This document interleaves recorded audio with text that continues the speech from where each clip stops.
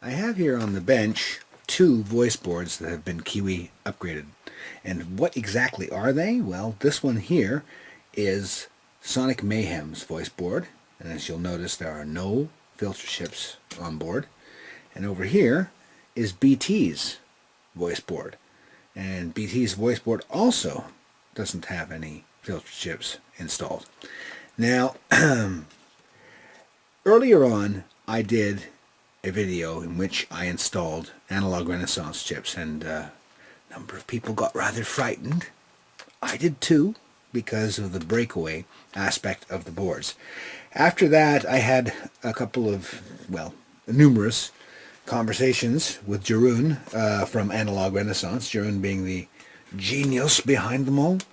And he confirmed what I thought, and that was that the boards that I had actually didn't have very deep breakaways. Now, I just want to show you something. As you can see, we don't have the filter chips installed. I've removed them from BT's, and over here, they just basically, I removed the original Roland chips that were failing and not quite reliable. They're gone. And in their place, we have this, the latest generation of Analogue Renaissance chips. And if I sound reverential, it's because I am. This is an amazing, amazing piece of circuit board layout. I mean, it's art. It looks like something out of a movie. This is the breakaway board for the 6 filter chips you will get if you order 6 filter chips from the newest generation from Analogue Renaissance. And these just were produced in the last couple of weeks, and they're actually from the very first run. And Jeroen sent them specifically to me, and he said he sent me 2 sets. I'm very sorry. I have a nasty flu right now, as you probably could tell from listening the way I was singing in that jump video I posted earlier. But anyway, it's not my normal. I kick more butt when I sing Lee Roth. Anyway, here is one set, and I actually have another one just standing by. So we have one for BT, one for Sonic Mayhem, and we also have a third set that's going to go to the NAMM show, and we'll be showing people this. We're going to have it in like some sort of, krypton gas-filled security glass crystal case with laser beams around it or something like that. Okay, so anyway, enough joking around. Let's have a look at this. Each of these chips is shipped, and as you can see, these are the breakaways here. And in the previous, in this case, it's not that I'm scared. It's such a piece of art. It's just so beautiful. I want to frame it. Anyway, as you can see, these are the actual chip legs. And I'm not going to be socketing these when I get them out. I'm going to actually be soldering them directly in, because I know they're not going to fail. They won't. They just simply won't fail. And that's what makes these the gold standard of filter chips. Enough of that commercial. Let's get on to doing the breakaway thing. And I'm not even going to use pliers or anything. I'm just going to use my fingers. Watch this. Easy.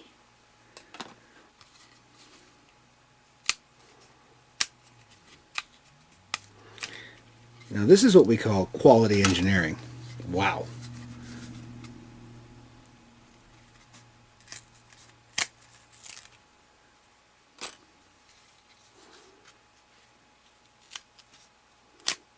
See that? No fuss, no muss, no terror. We don't like terror. Look how small these guys are. Aren't they cute? Okay.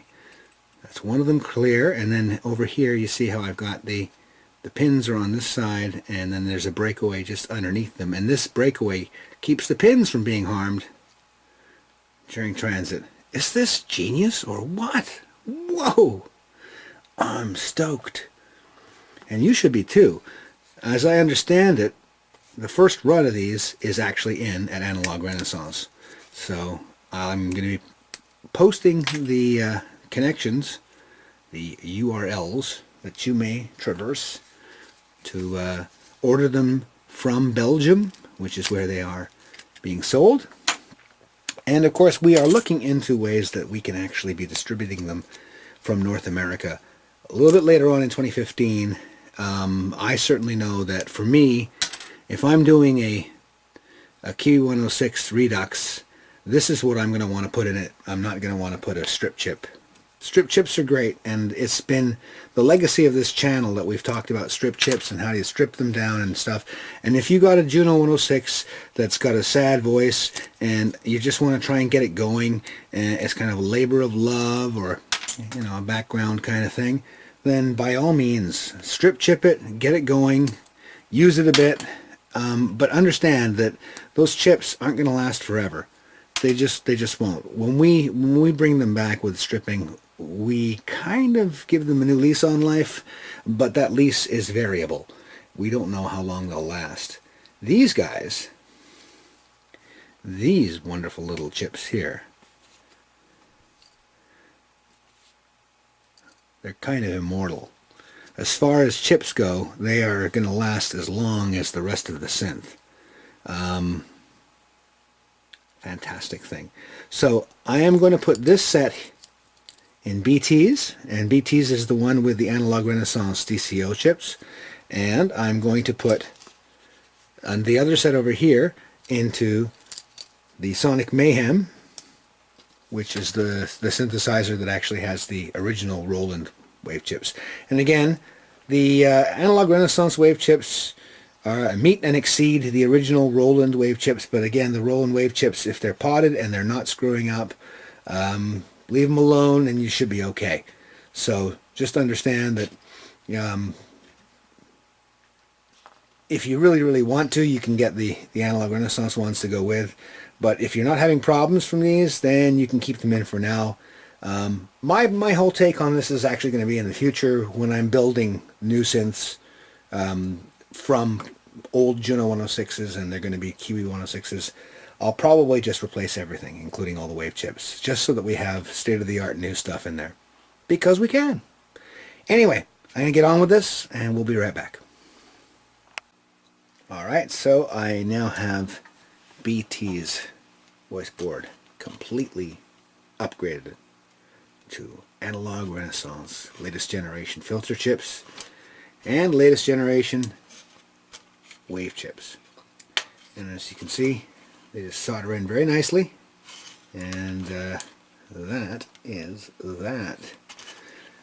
Over here, Sonic Mayhems, we're just gonna get ourselves the second set.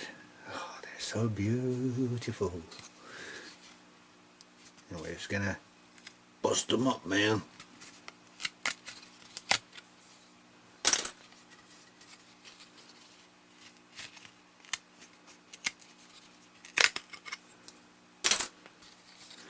I'm not being very careful at all. I don't have to be. It just comes apart in your hands. Just like that. But not in a bad way, only in a good way. See? Just use a little bit of common sense when you're dealing with the pins, because you want to bend back, of course. See, here's the gold side, here is the pin side. We reach underneath with a fingernail maybe, and just pop it out like that. That's so. Oh, they're lovely.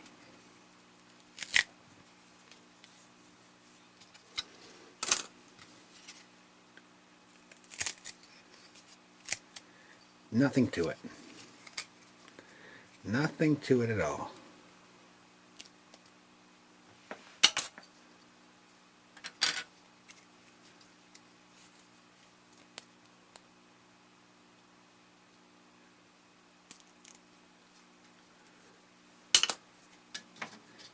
Get some light on the subject. Beautiful. Should have done that before I started playing the recording. Well. That's okay.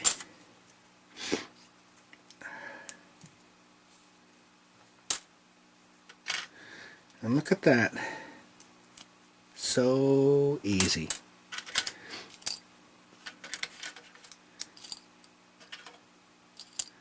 Okay, beautiful. I mean, they are very pretty. Okay, let's get these guys in to Sonic Mayhem's voice board. And there we have it. Sonic Mayhem's voice board, completely upgraded with Analogue Renaissance latest generation filter chips. And BT's voice board, completely upgraded with Analogue Renaissance filter chips and Analogue Renaissance wave chips. These can go back in their synths, and we can move on to dealing with panels and panel boards coming up next.